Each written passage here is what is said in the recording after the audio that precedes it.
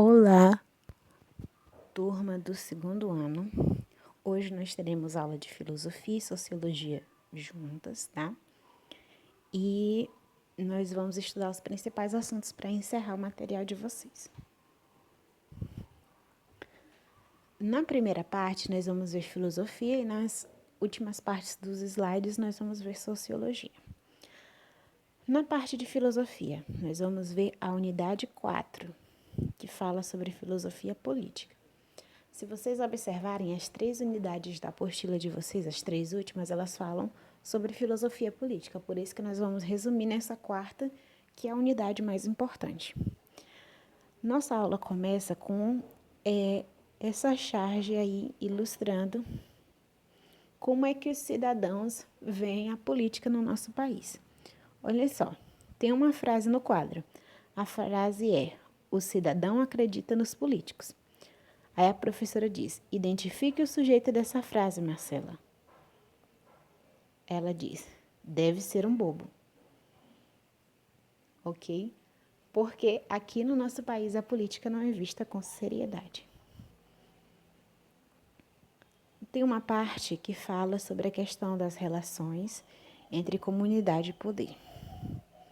Diz assim o slide: a filosofia política estuda a natureza do poder e da autoridade, ideia de direito, lei, justiça, dominação, formas dos regimes políticos e suas fundamentações, análise crítica das ideologias, entre outros temas. A filosofia, quando surgiu na Grécia Antiga, tinha como uma das principais preocupações as questões políticas. Desde então, somos e vivemos a política. Mesmo que às vezes deleguemos essa função a outras pessoas. Bem, nesse início a gente vê quais são os aspectos que a filosofia política vai estudar. Ela vai estudar a questão do direito, a questão de leis, de justiça, vai estudar as ideologias políticas, as formas de governar, os regimes políticos. Esses são os assuntos que a filosofia política estuda. A filosofia e política, elas estão unidas desde a Grécia Antiga, que foi o local onde a filosofia surgiu. Então, desde o início da filosofia, ela está unida à política. O termo política vem do grego politiké, como referência a polis, cidade, estado, e serve desde a antiguidade para designar o campo de atividade humana que se refere à cidade, ao estado e às coisas de interesse público. No entanto, muitas pessoas, por decepção com a política ou por apatia, optam em se ausentar das decisões políticas, delegando a outros esta função. São os analfabetos políticos. A consequência social desse fato é preocupante, uma vez que a política pressupõe a participação de todos. Então, como nós vimos aí, o termo política vem do grego politiké, que vem da palavra polis. Polis, no grego, significa cidade. Então, a área do conhecimento que trata sobre o governo das cidades, sobre a administração das cidades, é a política. Na política, o ideal seria que todos os cidadãos participassem com responsabilidade. Tanto os cidadãos escolhendo seus políticos, tá? Não vendendo seu voto, tendo responsabilidade, quanto os políticos em exercer os cargos que recebem. Mas muitas vezes as pessoas agem como analfabetos políticos, ou os políticos se deixam levar pela corrupção e acabam não exercendo seu papel de maneira correta, o que deixa muitas pessoas decepcionadas com a política. Olha só, temos uma definição de política aí acima. Política: tudo aquilo que diz respeito aos cidadãos e ao governo da cidade, aos negócios públicos. A filosofia política é a análise filosófica da relação entre os cidadãos e a sociedade, as formas de poder e as condições em que este se exerce, os sistemas de governo e a natureza, a validade e a justificação das decisões políticas.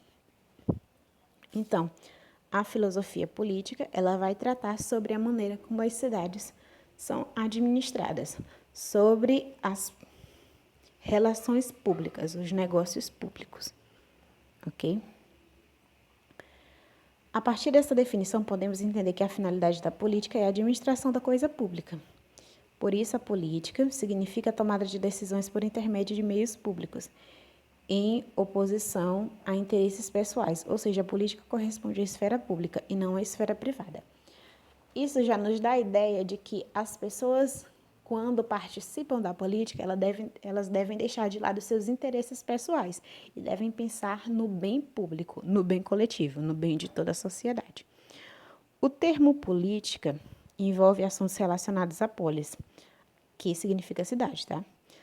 Envolve os assuntos relacionados à sociedade, comunidade, coletividade, decisões públicas, entre outros. Então, a política, ela é extremamente importante na vida em sociedade. Vamos agora para o conteúdo de sociologia. Na unidade 2, o assunto é trabalho, produção,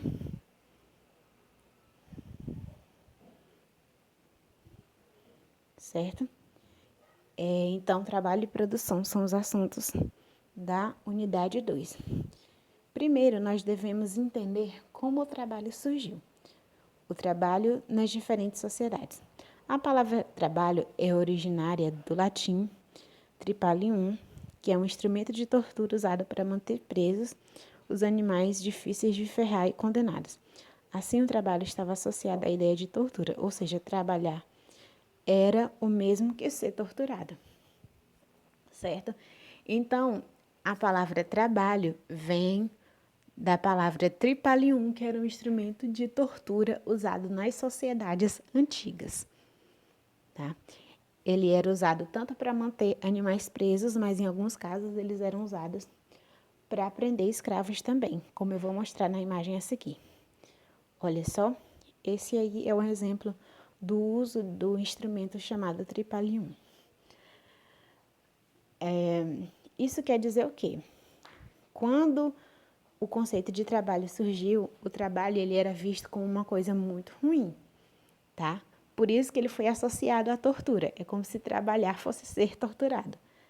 Isso explica por que as sociedades antigas, elas recorriam à escravidão, porque para elas o homem livre não deveria trabalhar, certo? O trabalho, ele era feito extremamente por escravos, principalmente os trabalhos pesados, como construções, como carregar objetos pesados, tá? Porque na visão, principalmente dos gregos, um homem de bem, um homem bem visto pela sociedade, ele não poderia trabalhar. Isso era uma coisa para ser feita somente por escravos. As sociedades tribais e a organização do trabalho. Bem, a questão da organização do trabalho, ela é presente em todas as sociedades, desde uma tribo até uma sociedade mais desenvolvida.